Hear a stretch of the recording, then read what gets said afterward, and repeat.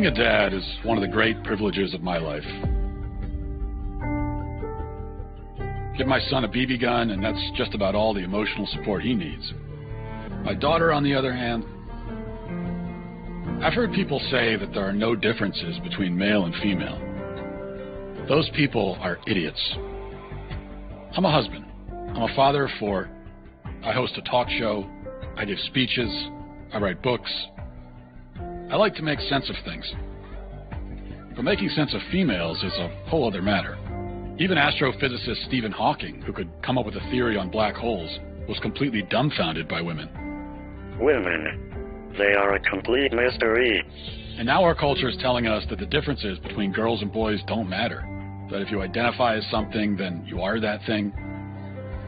How do we help our kids make sense of this when they're bombarded with conflicting messages about gender and identity? Forget trying to figure out women. The real question is, what is a woman? As you grow, your body changes from that of a young girl to that of a woman. Soon, Molly will be a young woman, having dates, going to dances in lovely romantic dresses. The boy's shoulders are broad and his body muscular, while the girl's body is more curved. I'd like to know more about different kinds of hormones. Presence of these hormones in the blood brings about many changes in the bodies of both boys and girls.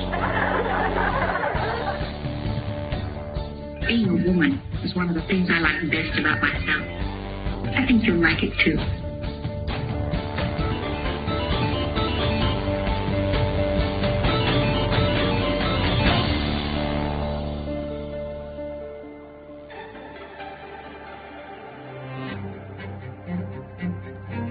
I like to come out here to think.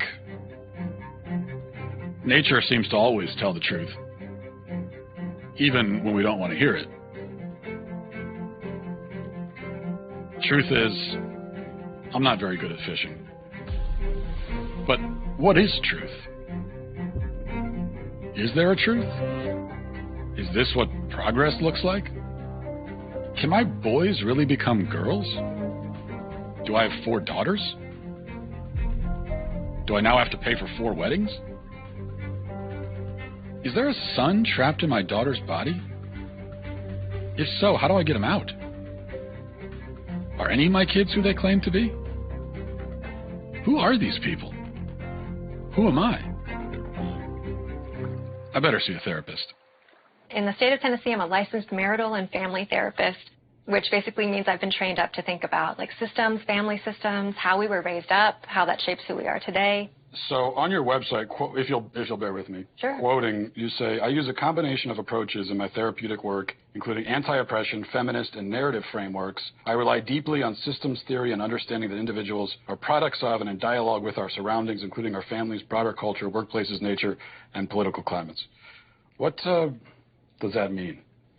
Yeah, so thinking about the modalities that I use, I'm definitely informed by like feminist family therapy, and the idea is that we live in gendered worlds where there are certain imperatives that are placed on us about who we are and what we do based on how we've been gendered. From the minute I was assigned female, I was told, okay, these are the kind of clothing that you're going to wear, these are the kind of the type of play that you're going to engage in as a child, the path that maybe your life will take because of social expectations. What do you mean by assigned female?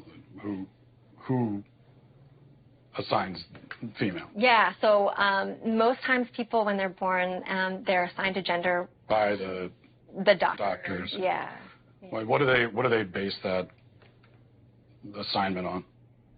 So basically it's based on genitalia.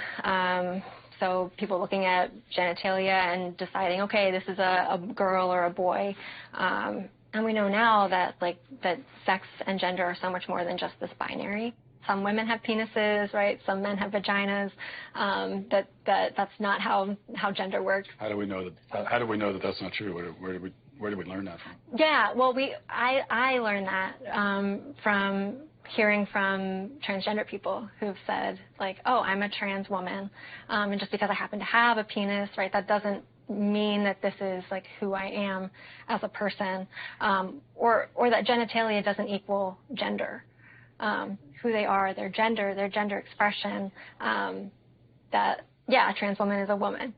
With the fluidity of these things, how do I know if I'm a woman? You know, That's a great question. I like scented candles. And Yeah. I've watched Sex and the City. Yeah. Yeah. So how do I know? Yeah, Matt, that question right there, like, that question is, like, when it's asked with a lot of curiosity, right, that's the beginning of a lot of people's, like, gender identity development journeys. If my mom who gave birth to me is a woman, and my wife is a woman, though I haven't asked her, maybe I should. But if they're all women, and also the boy who sits down with you and says, I think I'm a girl, actually is one, then what is a woman? Yeah. Great question. I'm not a woman, so I can't really answer that.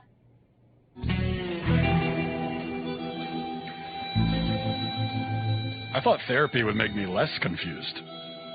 Am I the only one feeling this way? I need to hit the road and find out.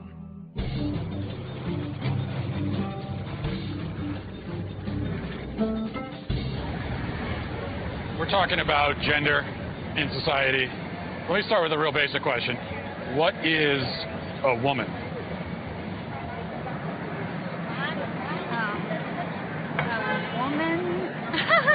I don't want to assume, but you guys are all women? We're women. So how would you define it, like in the simplest terms? That is hard. Yeah, it is. It is a stumper. A woman is someone that likes to be pretty and think of themselves as a delicate creature. I'm pretty indelicate. Okay. I could be a woman too. Yes, you could. Defining womanhood is just a project of someone who identifies as a woman. Yeah, but what do they identify? You see what I'm saying? What do they identify as? They identify as a woman, but what is that? I honestly don't know. It's a simple question. So why is it so hard to answer?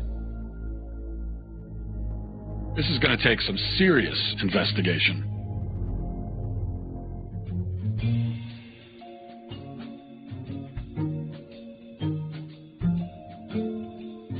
For all of human existence, women were understood to be a certain thing. So what changed? No one can seem to answer the question now. Over 2,000 surgeries and counting, Dr. Marcy Bowers is the nation's preeminent sex change surgeon. Surely someone who does sex change surgeries can answer what a woman is.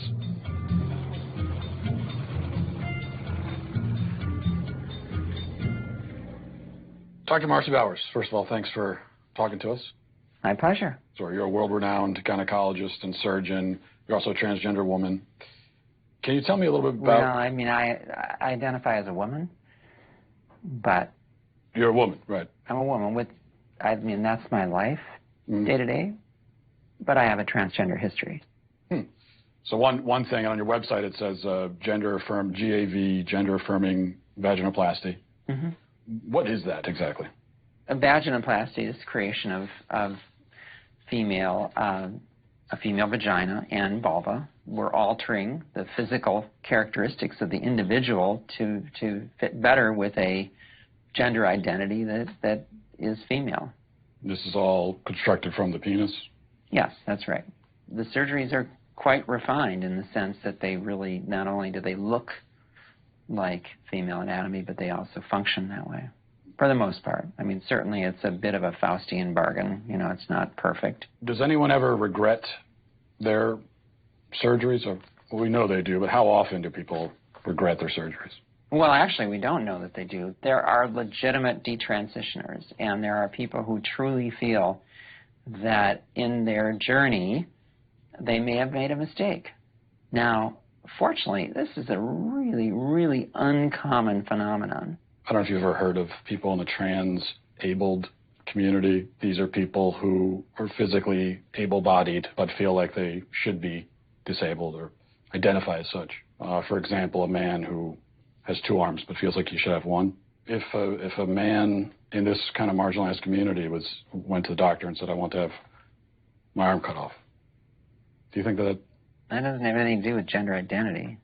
Well, it's someone's someone's self-identity, how someone identifies? That's someone who has and I'll accept it as a mental diagnosis, a psychiatric condition. I don't even pretend to know what aptomenophilia is all about, but somehow it's the idea that you're fascinated or charmed by having a limb or part of a limb missing. Okay, I would say that's, pardon my non-medical language, kooky. You don't see any? You think this is totally irrelevant? Yep. So the biggest, broadest question is, what is a woman? A woman is it's a combination of your physical attributes and then what you're showing to the world and the gender clues that you give. And hopefully those match your gender identity. The critics on the other side of this, of this issue. There aren't many, but go ahead. There aren't many who would disagree with what you're saying about. Well, the dinosaurs of the world are certainly out there. Yeah.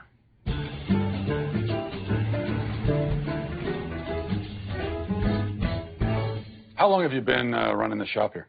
25 years. Wow. Now, you had an incident here a little while ago that went really viral online.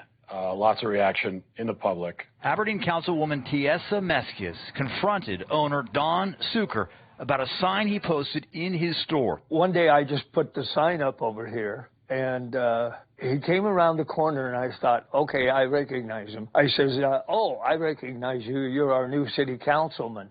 He says, no, I'm your new city councilwoman. So it was kind of on from there. You know what? It's bullshit. No, what you're spouting is bullshit. No, it's not. Trans women are women, sir. That sign is bullshit. I've been doing this 25 years. I've never had a problem with anybody, whether they're gay, transex, anything. Now, you're saying councilman, this individual was saying, I'm a woman. Right. And you said you're not a woman. How do you know that person's not a woman? How do I know? Yeah. Well, common sense. Trans women are women! Doesn't the science say that if someone identifies as a woman, then they are? No. Now, that's completely bogus. I don't care if you think you're a sheepdog and you come into my store. It don't matter to me. Just don't come in and try to shove that shit down my throat. If it makes someone feel better, what about their feelings? I don't give a shit about their feelings. I'm old. What about in the Star Wars universe? Jar Jar Binks, pansexual, do you think? Transgender? Why would I even care? If it's his truth. Well, it ain't true. You're not a scientist. You're not a gender studies major. Or are you? No. No? Okay. How do you know that you're a man? How do I know that I'm a... I guess because I got a dick. Huh. Well, I guess Don isn't overthinking it. He admits he's not a gender studies major. Or at the very least, a doctor. Maybe I should go talk to one.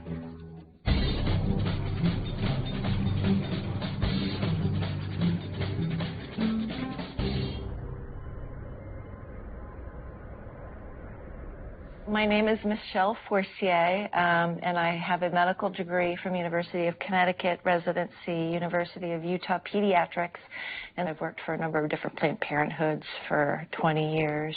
I do advanced contraception and abortion, as well as gender hormones, and sort of looking at the whole sort of schema of gender, sex, and reproductive justice. So you've done a lot of work in this field. Could you just start by telling us? Sure. At what age can a child first begin to transition into another gender or identify themselves as a gender different from how they were born? Yeah. Well, I mean, there's research and data that show that babies and infants understand differences in gender. Some children figure out their gender really early, and the reason why we say, oh, that's interesting or important, is because they're figuring out their gender identity is not necessarily congruent with their sex assigned at birth. When the doctor sees the penis and says, this is a male, has the sex of male, that's an arbitrary distinction? Telling that family based on that little penis that your child is absolutely 100% male identified no matter what else occurs in their life, that's not correct. So what is gender affirmation care you're a big proponent of? If we walk through, a child is sitting down with you, is questioning their gender. What's the gender affirmation process? Affirmation means that as a pediatrician, as someone who says my job is to provide the best medical care for you, is I need to listen really carefully. And how I put it in words for kids so that they can understand it is, tell me your story. Where have you been in terms of your gender and your gender identity? Where are you right now? And more excitingly, where would you like to be in the future? Have you ever met a 4-year-old who believes in Santa Claus? Mm-hmm. So this is someone who believes that a fat man is traveling through the sky on a flying reindeer at lightning speed, coming down his chimney with presents. Yeah. Would you say that this is someone who maybe has a tenuous grasp on reality? They have an appropriate 4-year-old handle on the reality that's very real for them. Agreed. But Santa Claus is real for them, but Santa Claus is not actually real. Yeah, well, but Santa Claus does deliver their Christmas presents. Well, yeah, but he's not real, though. To that child, they are. When I see a child who, believes in Santa Claus, and then let's say this is a boy and he says, I'm a girl. Mm-hmm. This is someone who can't distinguish between fantasy and reality, so how could you take that as a reality? I would say that as a pediatrician and as a parent, I would say how wonderful my 4-year-old and their imagination is.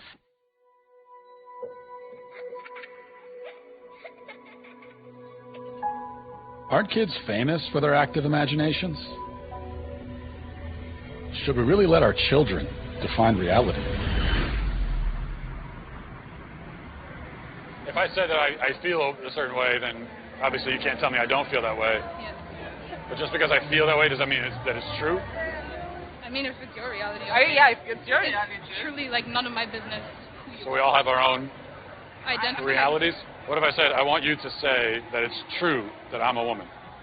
Would you say that? Okay, you're a woman. I would also say that. If you want. I honestly don't care. Like, whatever makes you happy. What's true to you can be false to me. So, like, it's like... What if I said that it's true? My truth is that you don't exist.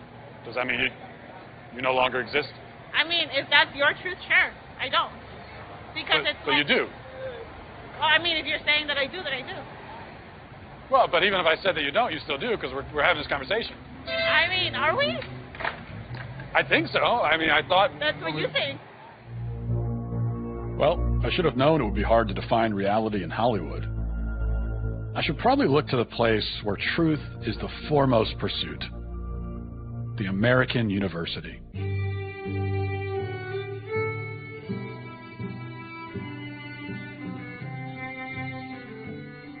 What we do in gender studies is not just reduce gender to what psychologists might call individual differences, but rather thinking about gender, and that's not women and man, but gender as a social form, something that kind of infuses itself into virtually all aspects of social life. Well, let's talk about that then. I guess we should start with, we've got gender and sex, right? Yeah. What's the difference between the two? Is there a difference? I saw that in your questions, and I thought, my goodness, this is what we spend an entire semester kind of thinking through. But what we tend to think about in the social sciences today is that sex refers to a set of biological characteristics, and gender is a social construct or category. What I think is often misleading about that characterization is allowed to be sort of messy and complicated. But in that framing, when you split them up into these wholly discrete constructs, study scholars, and really more specifically people who study gender and sex, we're not talking about sexuality right now, in the kind of academic universe that I travel in, is that we see how deeply gendered ideas, cultural ideas about masculinity and femininity, maleness and femaleness, both in humans and in lots of other animals. So are gender and sex two different things, or? Well, I think that they both are And they aren't. I'm comfortable saying that gender and sex are two different constructs, but they're deeply intertwined with each other. We're talking about gender and sex, and there's a lot of controversies there. If we're talking about a trans woman has all of the male physical characteristics, so would that not be a male then? Couldn't we plainly say this person is a male? Well, I guess it's like, why are you asking the question? I think I want to understand sort of why that's so important. So if someone tells you... Just to sort of understand reality, you know? Well, I mean, I think when someone tells you who they are, you should believe them. So if a person says that they're a woman or they're a man, then that's them telling you their gender is. I'm not so sure what social... interactions would have to do with maleness or femaleness that would be... I'm not even talking about social context. I'm just trying to start by getting to the truth, you know.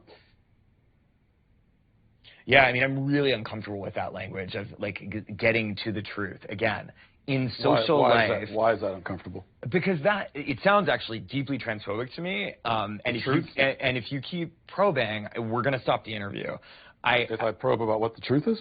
You keep invoking the word truth, which is condescending and rude. I'm saying to you... How is the word truth condescending and rude? Why don't you tell me what your truth is, and you're walking on 30 seconds more of thin ice before I get up. What my truth is? Well, I don't think I really have a truth. I think that there's just the truth, like the reality. And so we should begin by trying to figure out what the reality is. Uh-huh. And why are you concerned with when someone else tells you that they're a man, or even if they use the word male, why are you concerned with not believing them? Well, you keep bringing it back to, you know, how do you respond in a social situation? But that's what I do. I'm a social scientist. Well, right, but we're in a university. This is a place of understanding truth, isn't it? Or absolutely, we pursue truth, and I'm a social scientist, and that's what I do. But you just said the truth is transphobic. That you would say that if you're saying the truth is that I get to say you're not a man, show me your genitalia, that's transphobic. No, I don't want to see anybody's genitalia. I just mean someone can make a statement about themselves that could be untrue. Like, for example, if I were to say that I'm a black man, would you accept that, or would you be skeptical? Are you black? Are you African American? Are you biracial? I don't think so. Okay. Well, you don't look that, and I don't think it doesn't sound like that's a genuine statement of who you are. Okay, so that's my point. I could make a statement about who I am that's incorrect. Of course, I think it's well established that human beings can lie, yes. Or not even lie. I mean, I could just be mistaken. Yeah. I mean, I'm not sure where you're going. I guess this all comes back, it all comes down to really one question. Especially women, gender, and sexuality studies. So what is a woman?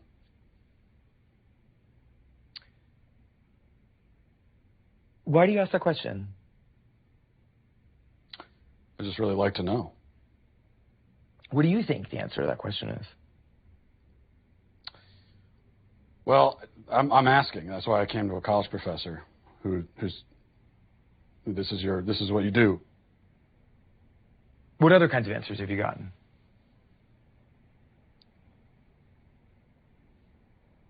A lot of like this, where you're not answering. I've gotten a lot of that. So I think it's interesting that you say that some of the people you've interviewed have been reluctant to answer it, and I think that has a lot to do with the questions that preceded it and the way that you've conducted yourself in the interview. How have I conducted myself? How do you think you've conducted yourself? You just really don't want to answer the questions, do you?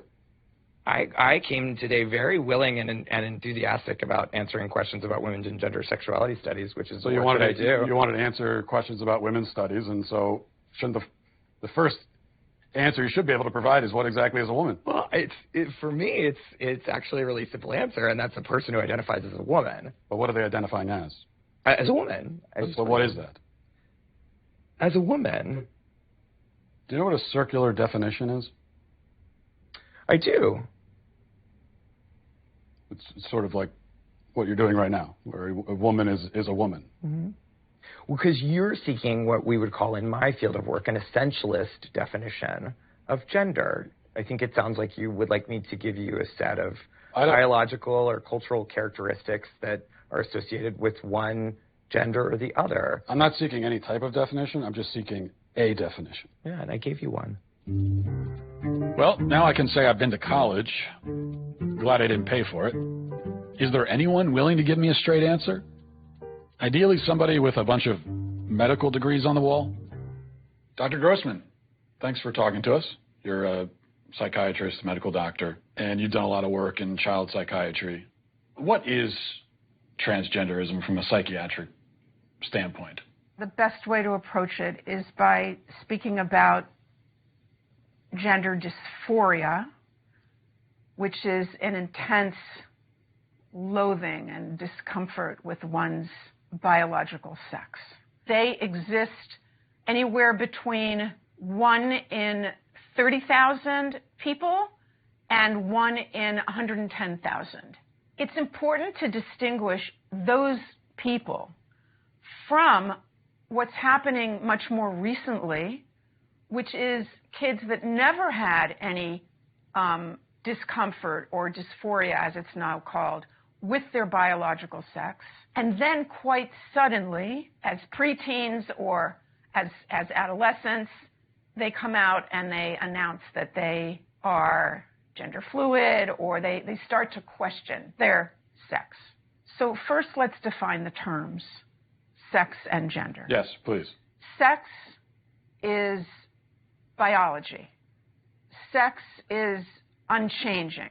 It's based on chromosomes. 99.999% of the cells in the body are marked either male or female. Gender, on the other hand, is a perception. It's a feeling. It's a way of identifying. It's an experience. Okay, that's subjective. It sounds like what you're saying is that if a man is male but thinks of himself as a woman, he's not actually a woman? That's correct. Male gametes. That's what makes me male. No, your sperm don't make you male. Then what does? It's a constellation. In reality, in truth, okay? Whose truth are we talking about? The same truth that says we're sitting in this room right now, you and I. No, you're not listening. If I see a chicken laying eggs and I say that's a female chicken laying eggs, did I assign female, or am I just observing a physical reality that's happening in the world? Does a chicken have gender identity? Does a chicken cry? Well, Does a chicken commit suicide? Let's frame it, because you're trying the to... chicken has sex like any biological organism. Chicken has an assigned gender, but a chicken doesn't have a gender identity. So we assign female to chickens when they lay eggs? We assume they're female if they lay eggs. Now, I was told that really everyone agrees with the current approach to gender and transitioning kids and all of that. And if you don't agree, that you're a dinosaur and a bigot. So are you a bigoted dinosaur? I'm not bigoted and I'm not a dinosaur. I am rooted in reality and in science. Whose reality? There's one reality. The first race that I competed against a transgender athlete was during my freshman year. And once the gun went off, the two transgender athletes took off flying and left all of us girls in the dust. Throughout all 4 years of high school, I was forced to compete against biological males. I only competed against them in the sprinting events, but I raced against these athletes over a dozen times throughout the years, and every single time I lost. Did they inch you out of medals that you would have won otherwise, or trophies you would have won? They beat me out by 20 meters out of medals, and qualifying spots, I missed out on qualifying for New England's. I had to go in the long jump and the 4x200 meter relay, so I was forced on the sidelines in my own event, and if they were not there, I would have been able to qualify. So I missed out on so much throughout my high school career. Did they win all the events or almost all the events? Between the two of them, they won every single event they competed in. How does that feel? It is so frustrating and heartbreaking because we elite female athletes train so hard to shave just fractions of a second off of our time. And going into races knowing that we will never be able to win. Feels like all that work gone to waste? It does. After so many losses, it just gets to the point of, why am I even doing this? Why am I keep training so hard and sacrificing so much just to place third and beyond?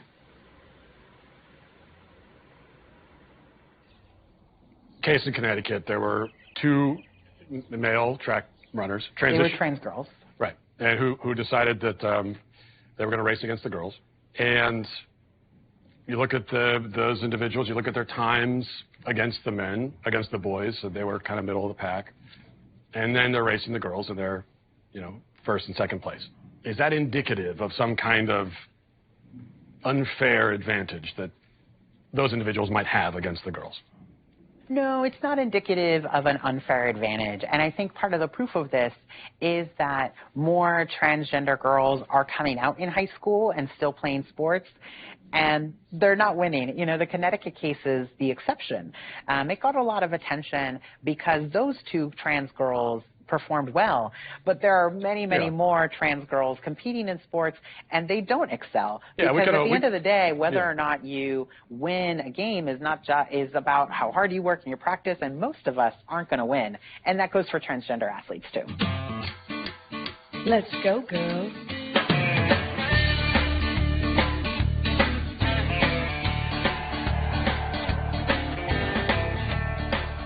The norm is that transgender youth don't win that much in sports games. Alana McLaughlin was very appreciative for Provost to take this fight. I don't know how appreciative now, but she got a couple punches in. It is very much the exception when a transgender young person does win. And the tap! And it's because there's not really an advantage to being trans. Only a few people are going to lead the pack. There are some slight differences, but does it translate to a competitive advantage? I think you'd be very hard-pressed to prove that.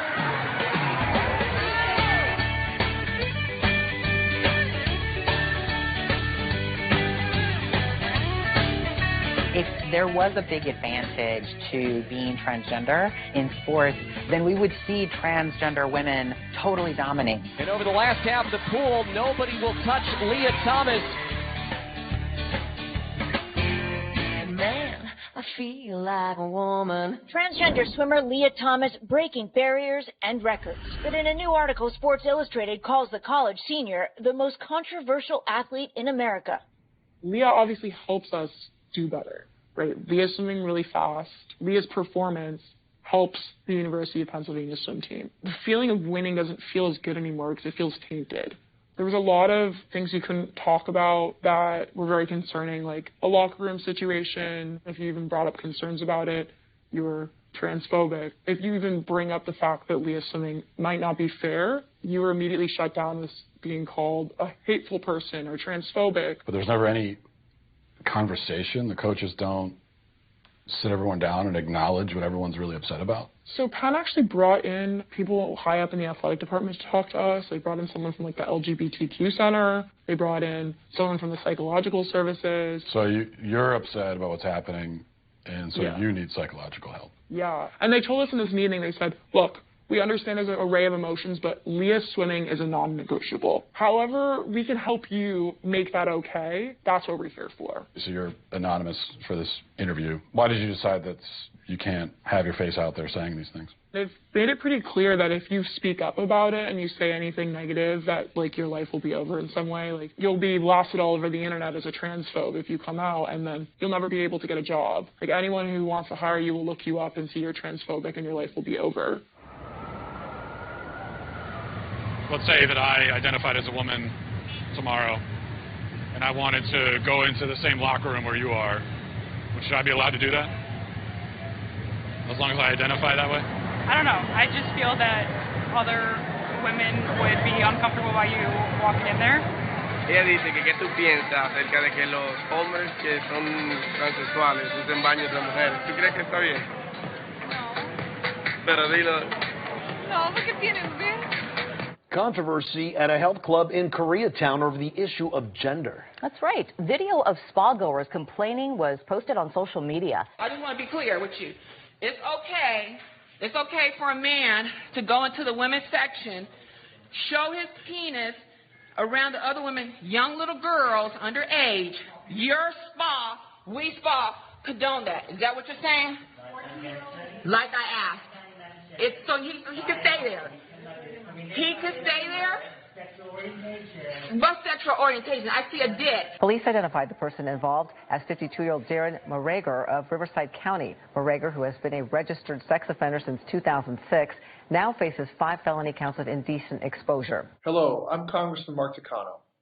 Trans Month of Visibility is a time to recognize the strength, diversity, and resiliency of the transgender community. Together, we can make our country and our world a more accepting place by speaking out against transphobia at the source and supporting the trans community by getting the Equality Act signed into law. Congressman, thank you for being here. Thanks for joining us. You are the first member of Congress who's a member of the LGBT community and also a person of Asian descent. You're also a big proponent of the Equality Act. Yes. What is the Equality Act? If you were to just summarize it very briefly, I know it does a lot. The most simplest way to talk about the Equality Act is that it simply amends the 1964 Civil Rights Act to include sexual orientation and gender identity. So public accommodations is one area. What's a way that someone who's LGBT could be discriminated in public accommodations currently? Currently, public accommodations is the whole area of, hotels and motels and bathrooms and sports teams. Is that? I say bathrooms, sports teams, athletic events. Let's get into more specific policy issues. There are some women who say, and I've talked to a few who say this.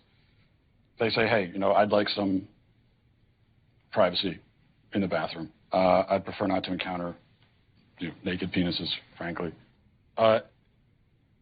They say even that the penis is a telltale sign that someone is a male. I mean, there are people who kind of really bought into the rumor that only men have penises. How do we account for that? How do you respond to that?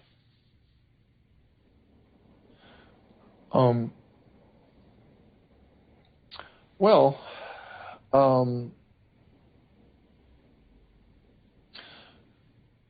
what I would say is that most transgender people that I know, and it's a very, I think, distinct minority of people. It is a very, I think, we're talking not about a lot of people.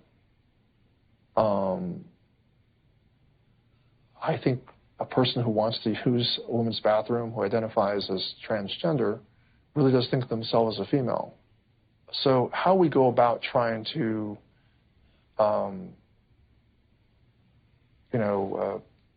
respect their basic right to live, I think will be an important part of this law. And bathrooms. Well, wait a minute. Bathrooms are, where you want to take this conversation, instead of the basic right to just life, is something that I'm kind of mystified that you're kind of not focusing on first. So we're going straight to the controversy over bathrooms. So, you know what? I think this interview is over. I think this interview is over. I just had one last question. The interview's over. We want to know what is a woman. Please turn off the cameras. Excuse me. So we're going to end the interview. If you guys could please pack up and return the office exactly. I just wanted to know. Okay. I came all this way to know what. With a fair question, I just wanted to know what is a woman. And you're not going to find out.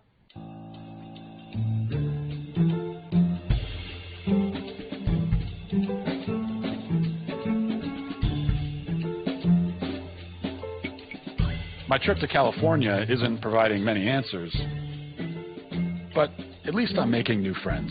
You worry about kids walking around out here? No, because I raised 2 daughters. They're two of the most well-adjusted adults. They grew up around naked people, and there's been studies that have shown that children raised around non-sexual nudity actually have fewer hang-ups when they're adults. People do have hang-ups. There's a lot of things hanging right now during this conversation. Can anyone be any gender they want to be? Can a man become a woman if he wants to be? I leave that. I mean, what people do, that's personal choice. People can live the life they want to. I'm trying to live the life I want to, an authentic life, and I can see that's that. why I respect other people's rights and to choose what they want to do. Well, why are you asking a gay man as to what it means to be a woman? You should be asking women what it means to be a woman, especially trans women, what it means to be a woman. I'm asking all kinds of people.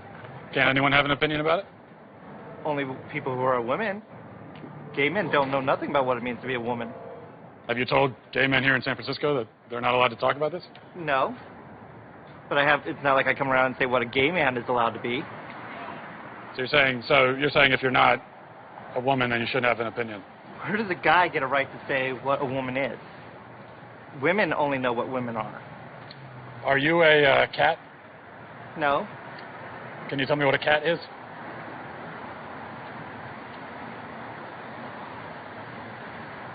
This is actually a genuine mistake. I am sorry I even came up there. Do you want to tell us what a woman is? If my friend in the purple hat is correct, and only women can tell me what a woman is, I guess I need to go where the women are.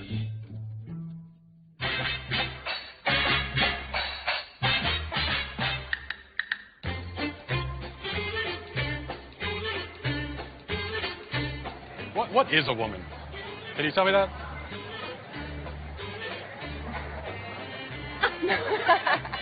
Well, you're at the Women's March. You must have some idea.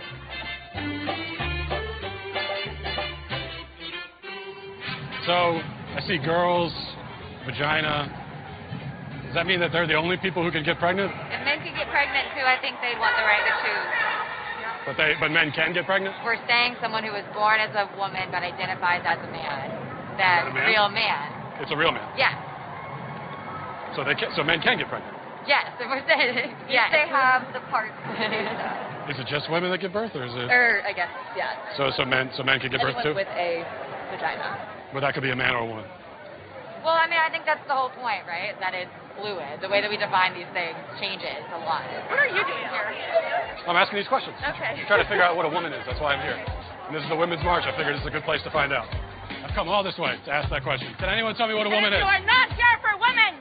We ask you to leave. What is that? How am I harassing? I'm asking a question. Whose body? What is a woman? Can anyone here at the Women's March tell me what a woman is? How about you tell me what a woman is and I'll put a mask on? Sir, tell me what a woman is and I'll put a mask on.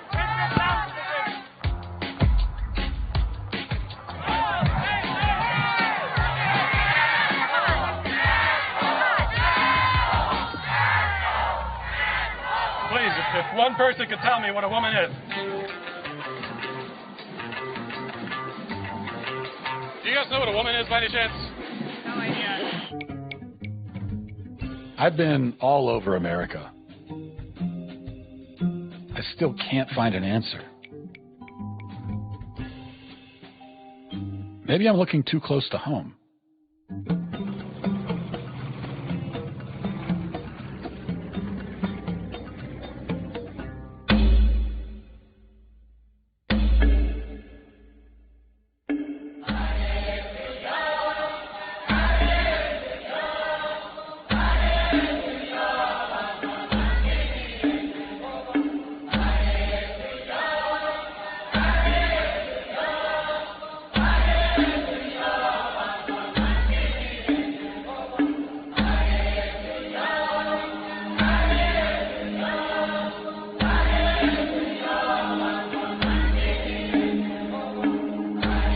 Came a long way to come and talk to you guys, thousands of miles from America.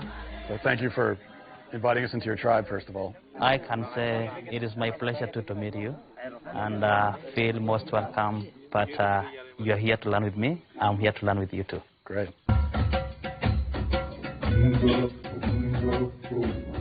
What's the right form here? It's just with the elbow? Yeah. I mean, they're laughing, so I guess it's not good, but I thought it was pretty good. Not good enough to be a man yet in your tribe, but what does a man do? What are his roles within the tribe? At the role of a man, you need to work for your woman. Secondly, to have children. If you have children and you don't have something to feed them, you are not still a man.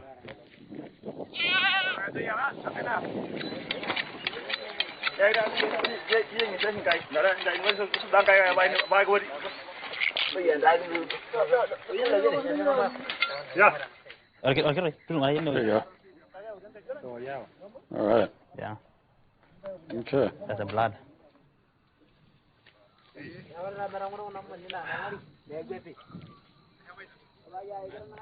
It was the best raw kidney I've had in my life. What if a man decides that he wants to do the roles of a woman? In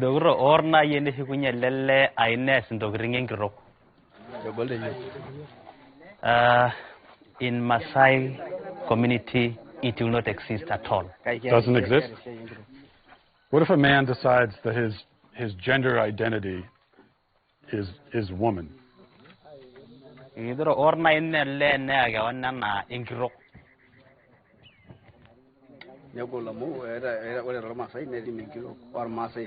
woman has its own duty, and a man has its own duty, and a lady cannot do the duty of a man, and a man cannot do a duty of a woman. Can a man become a woman? No. No? No. What about a transgender? Transgender?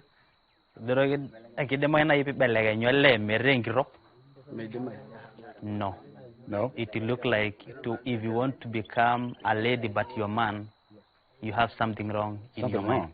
Something wrong in your family, something wrong in you. What about if someone was non-binary? Come again? Non-binary? Do you know, like non... Like someone is... You're not a woman, you're not a man. Yeah, someone is neither. There's something else. Is that...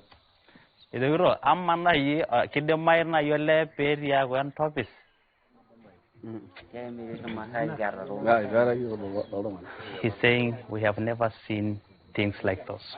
For a man, he has a penis. For a woman, he has a vagina. So we know this is a lady, this is a man. What if it's a woman with a... What if it's a woman with a penis? Both? Is that...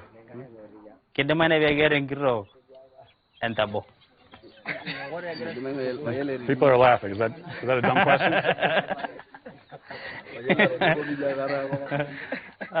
They're just laughing because they have never heard something like that. This is their first time to hear. Never heard it before. A woman have a penis, and she is a woman.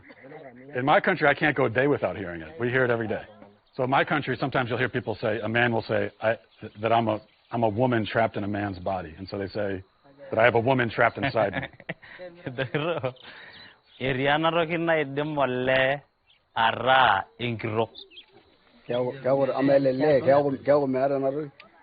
They want to know a woman has the breast.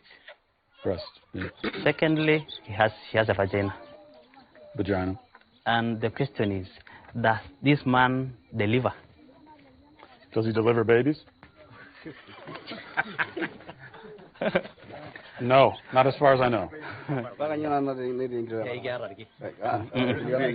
The question is, let's say if you want to sleep a woman, definitely you'll do sex. Sex with a woman. Yeah. And you the vagina, is it?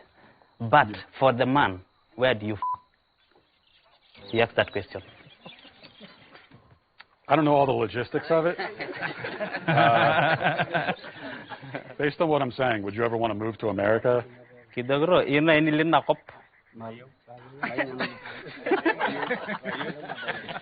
say no, never. What is a woman, if you had to give it a definition? She's saying a woman delivered, a man cannot. So it sounds like you don't spend a lot of time thinking about gender. You just kind of live your lives. You don't think much about it. He said, no, because we believe that's a God plan. God's plan? He's saying that I'm shocked on what you are telling me. He's shocked? Yeah. The Maasai people don't think much about gender, but they have a firm sense of their identity. It's clear that gender ideology is a uniquely Western phenomenon. So where did all this come from? Who came up with it? And why? Matt, I want to show this to you. You're a parent, right? Okay? It's perfectly normal for 10 years and up. Here's just one page I want you to see here.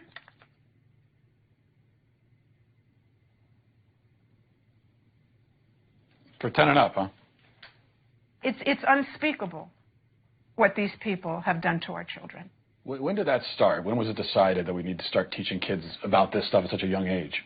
So I'll answer that with one word: Kinsey. Kinsey was a social reformer. He wanted to rid society of Judeo-Christian values when it came to sexuality. And he worked very hard to do that, and I would say he succeeded. Kinsey would be very happy with our culture today. His idea was that children are sexual from birth, that we're all inherently sexual creatures from cradle to grave. He believed that true happiness is found in a life of perverse sexual experimentation, no matter the age. What came out is that his research was fraudulent. Kinsey based his fraudulent conclusions on data he collected from convicted sex offenders and child molesters. His research was conducted in prisons, not everyday America. He also performed horrific sexual experiments on children, some under the age of 1.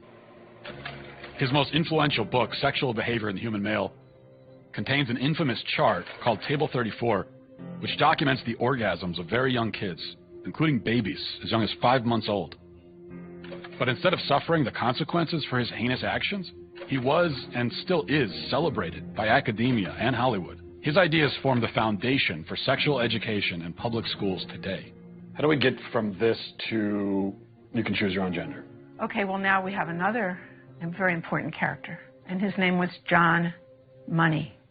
John Money was a psychologist and professor at Johns Hopkins University. Gender ideology was his brainchild. In fact, he coined the terms gender identity and gender roles.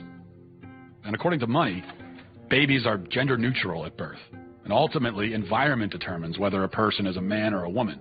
Money was telling the world about his theory that a boy could be raised as a girl and do just fine, and vice versa. And so Money tried out his theory on 2 young twin boys, the Reimer twins. When the twins were 8 months old and they went to be circumcised, the first twin, whose name was Bruce, something went wrong with the machinery and his penis was burnt off. They stopped and didn't do a second circumcision on the other twin, as you might imagine. And the parents, of course, didn't know what to do. How are they going to raise this child? John Money convinced Bruce's parents to transition him into a girl. Money also conducted sexually abusive experiments on the twins throughout their childhood, including forcing them to simulate sex acts on each other. He reported up to the age of 10 that this was a complete success. Well, wasn't true. The results were a disaster. Bruce could never fully accept his female identity. Eventually, his parents told him the truth, and he chose to transition back to a boy, taking the name David. As an adult, David spoke out about the abuse and the damage done to him by John Money. The girls would do their things with their Barbies and things like that, and that wouldn't interest me. And things such as trucks and building forts and, you know, getting to the odd fist fight and climbing trees. That's the kind of stuff that I like, but it was unacceptable, so I'd never... As a girl? As a girl, I had no place to fit in. The trauma that he and his brother and his entire family went through left deep scars. His brother died of an overdose when he was 38, and then David committed suicide. There was never a retraction or an apology from John Money. Instead, his ideas were adopted by mainstream psychology, and they form the basis of gender ideology today. Why don't more people know about John Money and Alfred Kinsey? Evidently, there are forces that don't want this information out.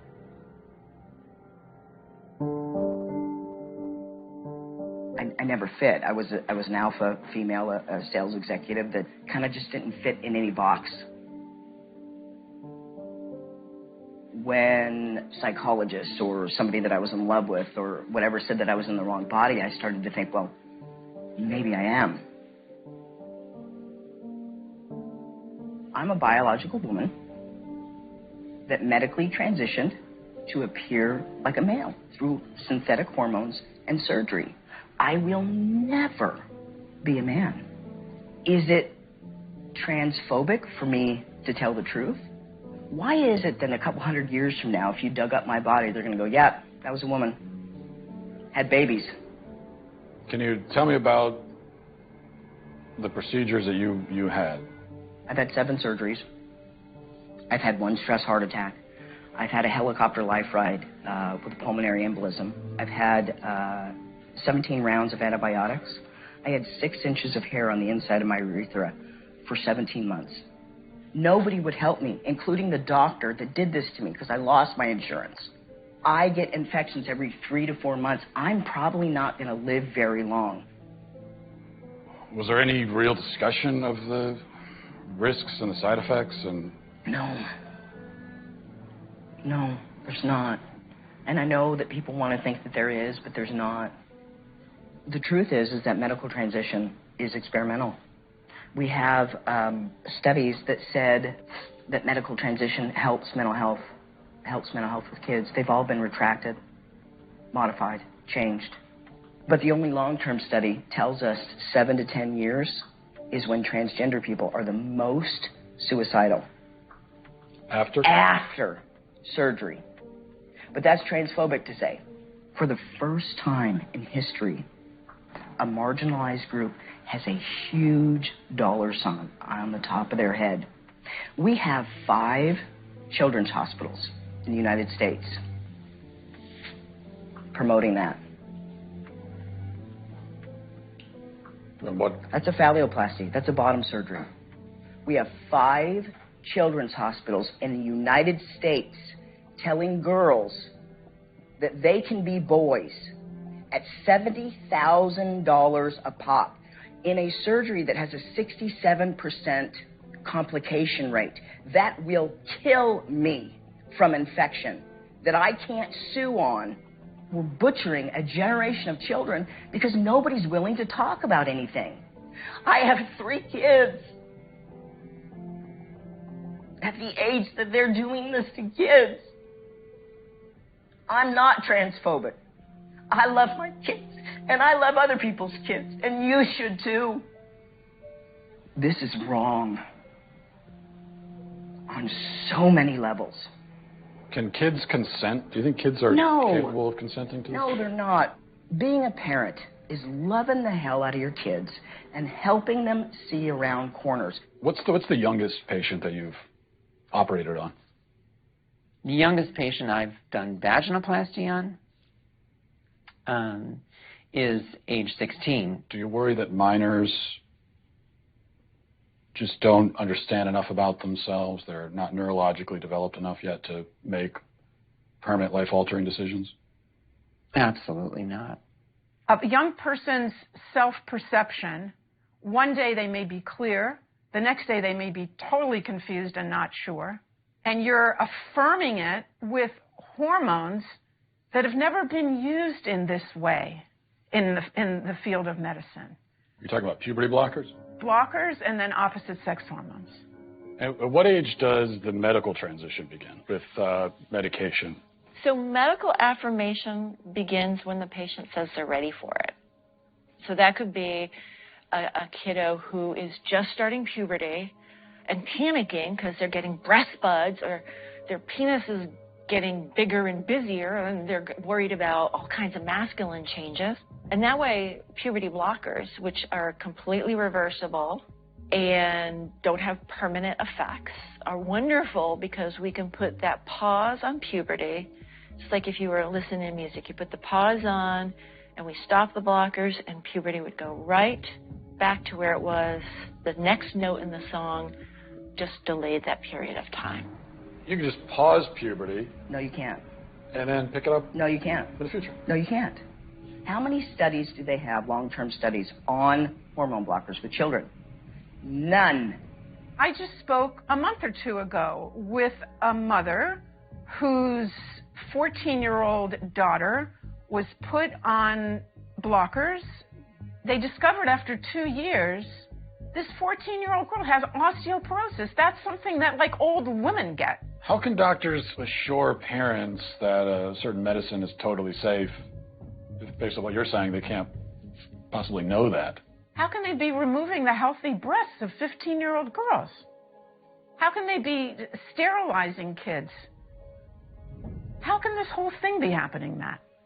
Every child that they convince is transgender and in need of medical transition, it generates $1.3 million to pharma. And we're believing a pharmaceutical company, Lupron, hormone blockers, reversible, so they say. Well, the truth is that in 2003, Lupron was sued and deemed a criminal enterprise by the U.S. government. They paid the most fine of any pharmaceutical company at that time, $874 million, wrote a check. Is Lupron chemical castration? Yes. We're giving it to pedophiles, aren't we? We're giving it to people that are dying, and we're giving it to kids, telling them that they were born in the wrong body and it's completely safe. One of the drugs used is Lupron, right? Which has actually been used to chemically castrate sex offenders? You know what? I'm not sure that we should continue with this interview because it seems like it's going in a particular direction. Well, you're a medical professional. I am a medical professional. So you don't want to talk about the drugs that you give to kids, or? Again, I'm a physician and I use medication. You're choosing exploitive words. Drugs I give to kids. I'm choosing a chemical word that was castration. in a dictionary. That's not a correct term for puberty blocking. I could look it up on my phone, but I'm pretty sure if I looked it up, You can look it up on your phone. It says medical definition: the administration of a drug to bring about a marked reduction in the body's production of androgens and especially testosterone. And I'm saying, as a pediatrician who takes care of hundreds of these kids, when you use that terminology, you are being malignant and harmful. I mean, there are some who would say that giving chemical castration drugs to kids is malignant and harmful. It's about the context of caring for a child and seeing the suffering that kids can have that have not been in affirmative home situations. What do you say to the claim that, well, we have to do this for these kids because if we don't, they'll kill themselves. They'll resort to drugs and self-harm. A lot of them were hurting themselves. A lot of them were suicidal before they even discovered gender. That is never part of the discussion. And they say, what would you rather have? A living daughter or a dead son? If this is what the professionals are saying, it's terrible emotional blackmail. Hello? Hey, is this? This is, yes. Hey, it's Matt Walsh. Where are you right now? I'm in Vancouver, British Columbia, Canada right now. Are you able to leave?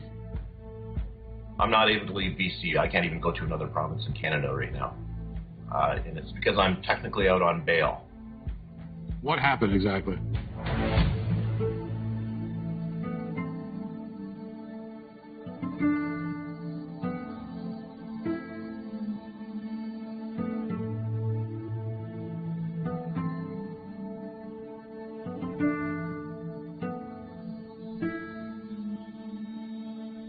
How exactly did this get into the courts to begin with? Right, so what happened is we set up a meeting with BC Children's Hospital.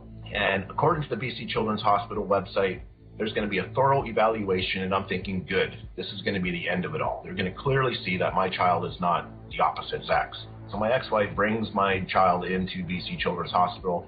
I get a call less than an hour into that appointment is that they were going to pump her full of cross-sex hormones within the hour. And I put a halt to that. I said no. They agreed to stop for the moment. They figured, well, let's get the dad on board too. This is all going to be better. Let's just get everybody on the same page. I said, it's not going to happen. So I get a letter from BC Children's Hospital in December of 2018, and it says that under the BC Infants Act, they will start injecting my child with cross-sex hormones, and I have 2 weeks to respond with legal action if I so choose. And so that's how I ended up in court, because I did respond with legal action. So you called your daughter a she, and you went to jail for that? That's considered criminal violence to not use the preferred pronouns. It is no different than, let's say, I were to take a broomstick and whack one of my kids over the head.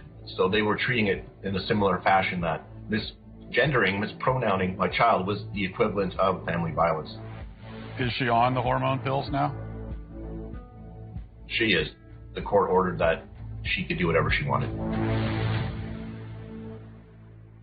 2010 until, I would say, 2016, I would say 80% of my clients were trans youth.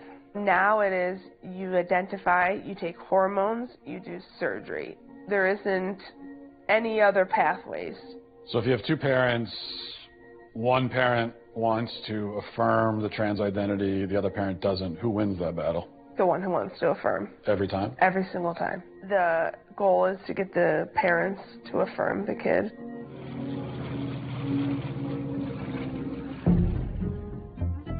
There's no such thing as a gender-affirming therapist. That's a contradiction in terms. Why? Because you don't affirm if you're a therapist. It's not your business to affirm. You come to see me because there's something wrong. Maybe you come to see me because a destructive element of you is wreaking havoc in your life. I'm on the side of the part of you that wants to aim up, man. That's what I'm on the side of. Okay, now I don't know what that means in your case, but we're going to talk about it. Am I going to affirm what you think? No, it's not up to me to affirm it. You don't get a casual pat on the back from a therapist for your pre-existing axiomatic conclusions. That's not therapy. That's a rubber stamp. Is anybody at any point explaining to these kids the real long-term consequences of hormones and puberty blockers? I don't think they're explaining it to the kids. So that has frightened me, that it's become, that we're even talking to the kids about it at 10. We're presenting it in schools. So this generation, they're the lab rats. Biological sex, binary. It's been binary for like 100 million years, longer than that. Temperament is not binary, temperament or personality. So it's gender. Temperament is gender? Well, gender is not a good word because it's vague and it isn't measurable. So do we need it? Why can't we just say temperament? What do we even need the word gender for? Well, I don't need it. Yeah. But what I would say is that people who talk about the diversity in gender are actually talking about diversity in personality and temperament, but they don't know it. You can have a masculine temperament if you're a woman. Maybe 1 in 10 women have the average temperament of a man. And you can have feminine men temperamentally. And it's not that uncommon because the differences between men and women temperamentally aren't that great. There are masculine girls. There are feminine boys. What are we going to do about that? Carve them up? You, as someone who started your professional life, you know, transgender care. Yeah. Now you're sitting here talking to me. And I'm a dangerous man, I've been told. Mm-hmm. Are you worried about reprisals? Are you worried about how this is going to play among your professional peers? I am worried that I can't have conversations with any other peers. I don't know any other peer that will speak to me around these things, that question it. I just don't think developmentally this is helpful to our children. You step wrong as a therapist, you say the wrong thing once and like your bloody career is over. And now it's the same with physicians. How's that going to work? You're going to go have an honest conversation with your physician when he's terrified out of his mind that he'll say something politically incorrect during the diagnostic processes? Hey man, you're sick with whatever you want to be. See you later. You want a prescription for something? I left academia because the climate had become too stifling politically, especially when it comes to the topic of gender identity and the science of gender. It is absolutely impossible to do good research. You basically have to decide beforehand what you're going to find so that you don't upset activists, and that is not how you do science. Why has this shift occurred where all of a sudden gender and sex have become so politically and culturally charged? There's a really ugly history between sex researchers and transgender activists. In the past, if any sex researcher spoke out about science that went against activist orthodoxy or particular narratives that activists wanted to promote, they would basically have their personal and professional reputations ruined. So what you see is that only experts who toe the party line and say the things that activists like, those are the people who get attention, those are the people who get lifted up in the media. And also, I would say people are incentivized to go along with the activist narratives and gender ideology because that helps their career. Trans is very cool. Trans is a way of giving yourself value, given the way society at the moment is functioning. All of the things that used to give us anchors of identity have become very fluid or very volatile in recent years. And into that context, I think what you find then is new identities start to fill the void or the vacuum. Whereas in the past, I might have got my sense of self-worth from being part of the village where I grew up. Now I might get my sense of self-worth through being part of the online community that I connect with, or part of the sexual identity community. So now we are seeing kids that are identifying as animals going to school, and they are purring instead of answering questions, and they meow, and the teachers are not allowed to question it because it's considered a queer identity. So you have kids that are going to school and they're saying, I'm a cat. Mm-hmm. And the teachers have to affirm them as a cat. Yes. So it's so not schools just are like literal zoos now, basically. They are. I am a 27-year-old transgender woman. I am a wolfarian and a member of the furry fandom. When and how did you discover this inner wolfness? Probably around age 10 or 11. I was watching an anime about wolves and see the wolf running across the screen, and I'm somehow just intrinsically like, oh, that's me. Have you spent any time around biological wolves? Yes. That sounds dangerous also. What context are you? So I was a volunteer with a preserve, and I've also visited many wolf preserves. Are you able to communicate with the wolves? Am I going to have a conversation with a wolf in the way that I'm communicating you and I? Obviously not. Am I going to read their body language, respond appropriately to their behaviors and their nonverbal cues? Yes. Would you be able to give us an example of this wolf communication? No. I'm not comfortable doing so.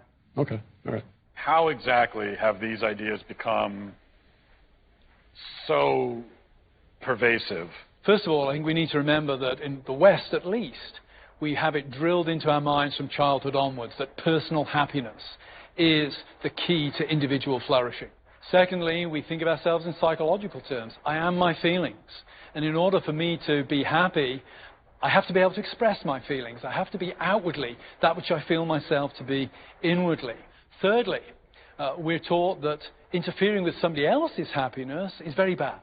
We need to acknowledge that there are powerful lobby groups, powerful cultural and political lobby groups driving this thing.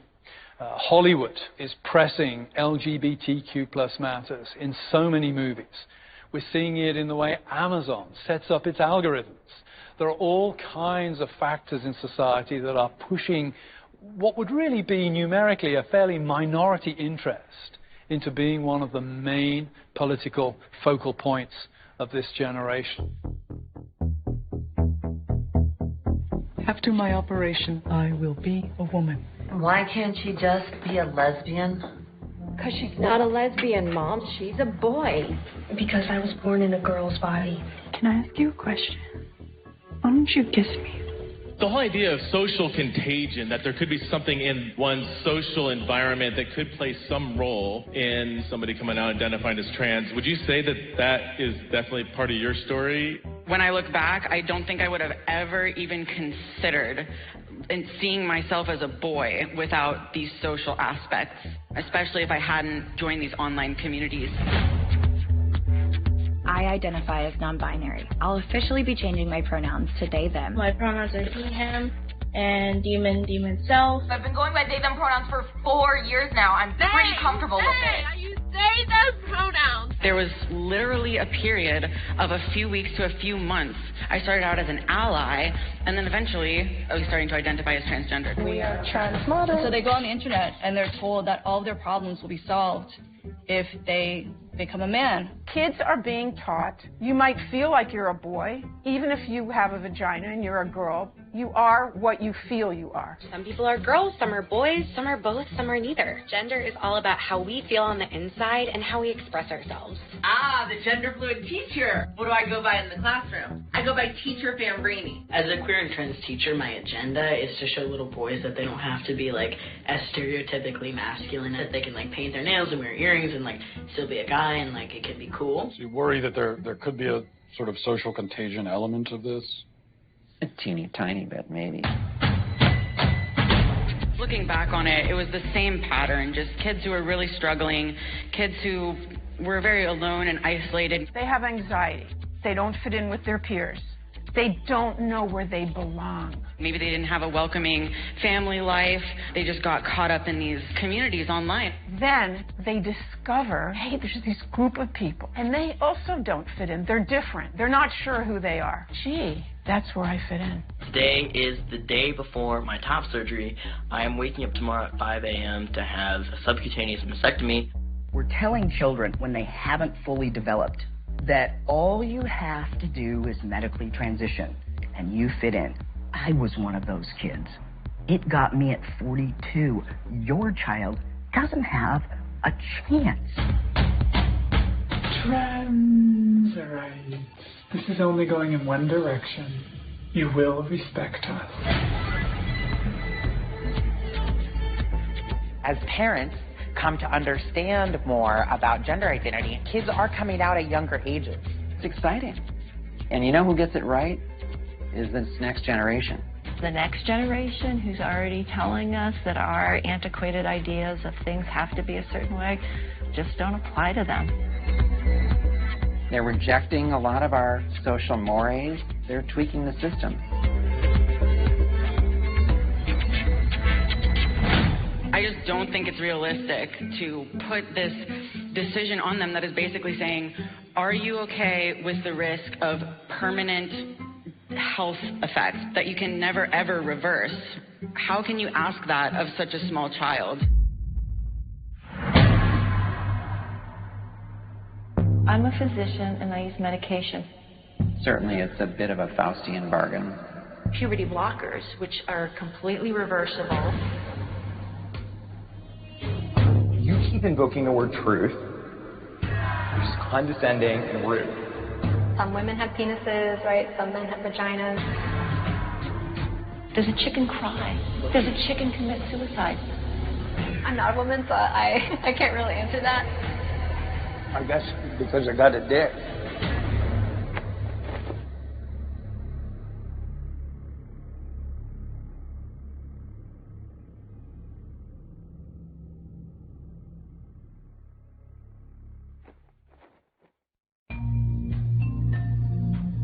Somehow this madness has infected our entire society. Am I the crazy one? I'm done asking questions.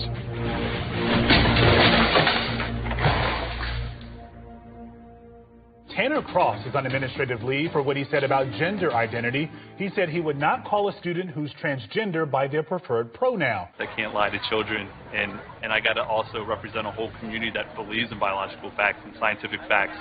And I can't do that to kids. You get into teaching because you love kids. This policy started coming into play, and I was like, wait a minute, it's causing me, I'm going to have to lie to my kids, the ones I've always wanted to protect. Do we have assaults in our bathrooms or our locker rooms regularly? To my knowledge, we don't have any records of assaults occurring in our restroom.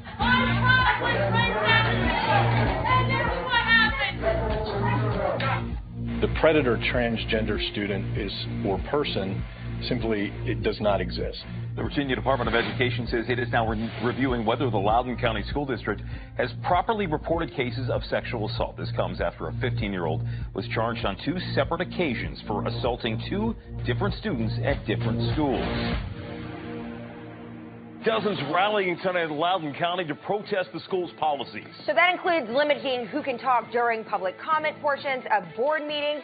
One speaker leased property in the area just so he could speak tonight. Fox 5's Paris Jones is live with the details. That's right. Conservative commentator Matt Walsh told me he's leasing out someone's basement in Loudoun County so he'd be able to speak during tonight's meeting. I decided last week to fulfill my lifelong dream of being a Loudoun County resident. You know, I've always felt like I've lived in Tennessee. I felt sort of like a Virginian trapped in a Tennessean's body. I identify as sort of state fluid, I guess. This is Matt Walsh. He tweeted, "How do you do, fellow Virginians?" Now I just got to explain to my wife and kids that we're going to be staying in someone's basement.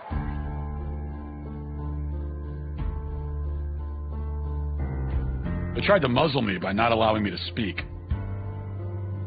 And when that didn't work, they tried to muzzle me with a mask.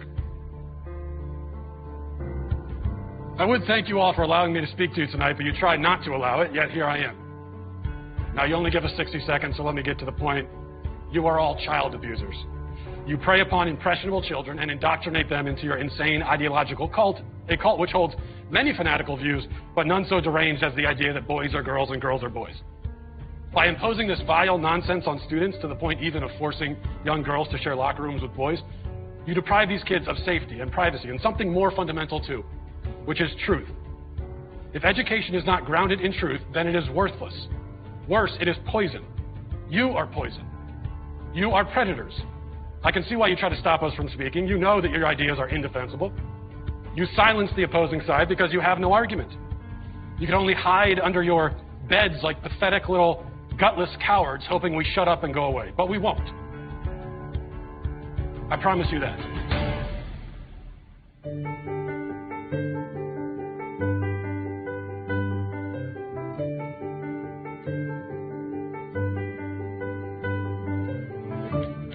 Johnny's a boy with a big imagination.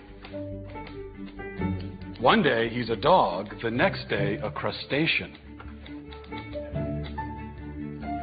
Johnny's mom loves her son's make-believe time. You're Johnny the Walrus till you change your mind. Matt Walsh is out with a new children's book. The book is called Johnny the Walrus. What is this about? It sold out on Amazon in a few hours. So I have embraced my true calling as a children's author, hence the cardigan. The book is about a little boy who's very imaginative and playful, and like I have 4 kids, and they all have an imagination. Yeah. And he likes to pretend to be different things, and one day he pretends to be a walrus.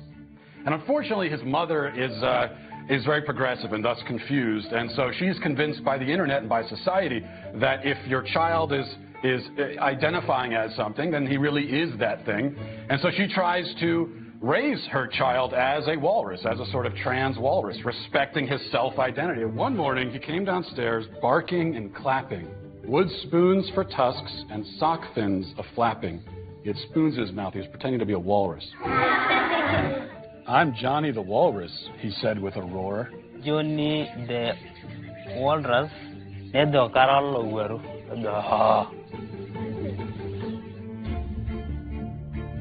This is a hot topic. Yes.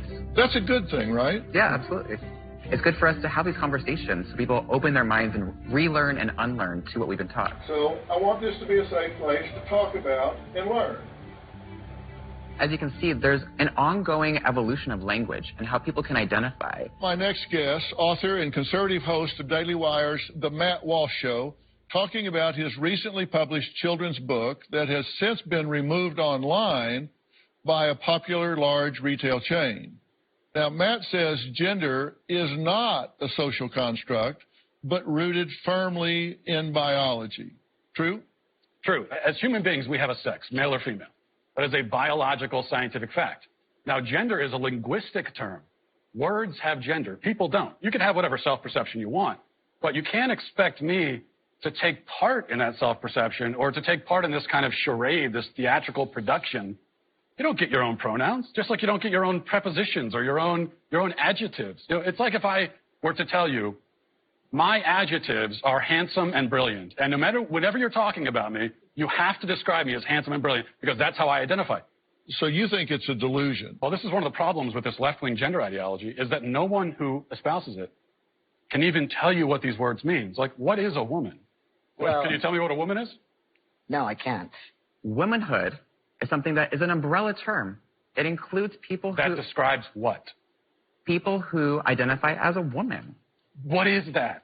Was to each their own. Each woman, each man, each person is going to have a different relation with their own gender identity and define it differently. So you want to reduce problem. women, you want to reduce men down to maybe just their genetics, our genitals, our chromosomes, right? That's what you're saying. You want to do that's what you want to do is appropriate women. You want to appropriate womanhood and turn it into basically a costume that could be worn. Joining us on stage is Dr. Susie Denbo, Associate Professor at Kent State University. Dr. Denbo, how do you feel those who oppose using pronouns are taking the wrong approach in this conversation? There's the extreme approach that you are admittedly taking, and then there's also just ordinary people that might not be comfortable with the language change. She began by saying that my view is extreme. Okay, so the view that every single person on Earth has held up until 15 seconds ago is extreme. They are conflating gender and sex because on one hand they say, well, you got your biological sex, but then your gender is whatever social construct. But then they turn around and say that trans women are women. So a man who identifies with the gender, the social construct of womanhood, actually is a woman. Part of me wants to ask why you care so much, because it's really not that big of a deal. Oh, yeah, can I answer that? I care about the truth.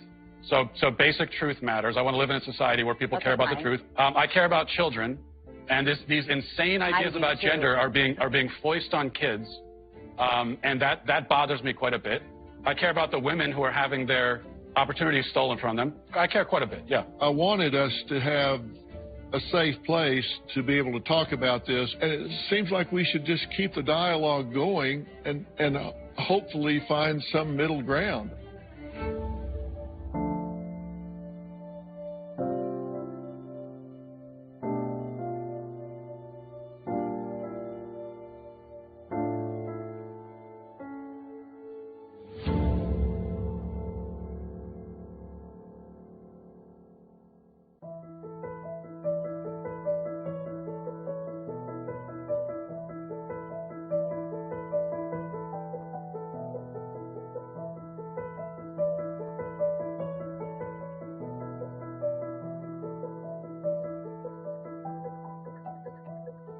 What do you say to parents? A parent comes to you and says, my 8-year-old son is telling me he's a girl. Yeah, great. You're going to have them do an experimental procedure that creates the most suicidal ideation of any other population 7 to 10 years after, transition. And here's what I tell parents. You don't have the right to medically transition your child. We have no research on long-term hormone use. We will be seeing the first generation of long-term hormone use, and we already know at least with 10 years of hormones, you're giving yourself cancer. What's your message to parents who are trying to cope with this? The first thing is to tell parents that they're not alone. It is our responsibility as a parent to be the frontline defense for our children. And I know with my child, a lot of people will say, was it worth it? Because you now seemingly have lost your child. And I'll say, yeah, but at least I've saved my conscience and my morals and my convictions. And when my child turns 25 and says, Dad, where were you? I'll say, I was there. I was fighting as hard as I could. I was not prepared to let this happen.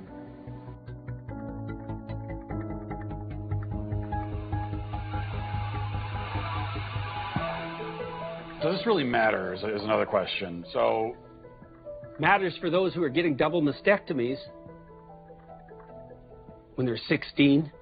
Why should we care if we live in a society where gender is fluid? I cared because my government decided that I had to call people by the terms that they designated, or I'd be subject to legal penalties. It's like, no, I'm not doing that. I don't care what your reason is. You don't get control of my tongue. We live in a climate now in which no one seems to care about the safety of women and girls who are going through a very developmentally challenging time in their lives. They may not want to share spaces with their male peers. I would not be surprised in a few years, there will no longer be women's sports. It will literally be men's sports and transgender sports. The question being asked by the trans person is a legitimate one. How can I be happy? the answer being given by having my body transformed to look like the other gender, by having myself pumped full of hormones, clearly isn't working. And we have to find a better and the more humane way of dealing with individuals who are struggling with gender dysphoria. I have the utmost compassion for people who suffer from gender dysphoria. It's a nightmare for them and their families. The vast majority, up to 90% of kids, if they go through a normal puberty, they're going to be okay. They will be at peace with their bodies, and they will have avoided dangerous and experimental medical interventions and surgeries. Maybe we're up against a battle here, up against a hill that perhaps, we're not going to necessarily win today, but if we don't pave the way for a win, we'll never get there. So we're going on this journey. Boys can be girls, girls can be boys, men can be women, women can be men. It makes me wonder, what is a woman? What is a woman? A woman is someone who claims that as their identity. It could be many things to many people. I think the question really brings up the fact that it is pretty relative, right? That if you ask women across race, across identities, across class, across culture, you will get a different answer. Some of it is, based on biology. Some of it is based on hormones. Some of it is based on what you wear and how you present yourself. A woman is not anything in particular. There's no one particular thing. There is not one particular thing. A woman is someone who says that she is a woman and transitions to be a woman. Who says that she's what? Can you define the word woman without using the word woman? It's actually kind of it's a curious question, but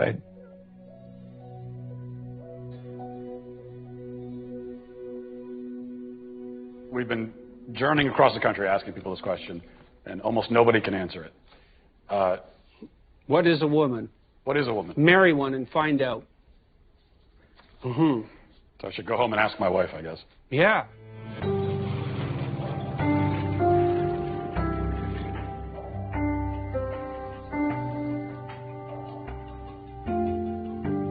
Hey, I've been meaning to ask you something. Uh-huh. What is a woman?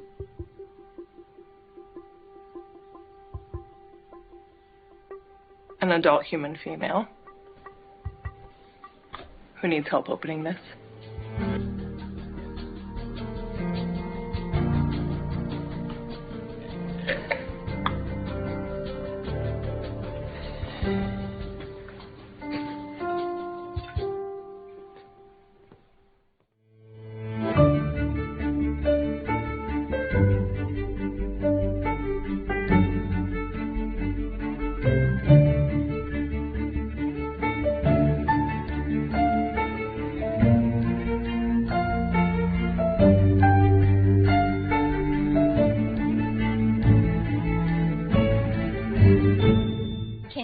Provide a definition for the word woman. Can I provide a definition? Mm-hmm. Yeah. I can't. You can't? Not in this context. So I'm not a biologist. The meaning of the word woman is so unclear and controversial that you can't give me a definition? Senator, in my work as a judge, what I do is I address disputes. If there's a dispute about a definition, people make arguments, and I look at the law and I decide. So I'm not. The fact that you can't give me a straight answer about something as fundamental as what a woman is underscores the dangers of the kind of progressive education that we are hearing about. Just last week, an entire generation of young girls watched as our taxpayer-funded institutions permitted a biological man to compete and beat a biological woman in the NCAA swimming championships. What message do you think this sends to girls who aspire to compete and win in sports at the highest levels? Senator, I'm not sure what message that sends. If you're asking me about the legal issues related to it, those are topics that are being hotly discussed, as you say, and could come to the court.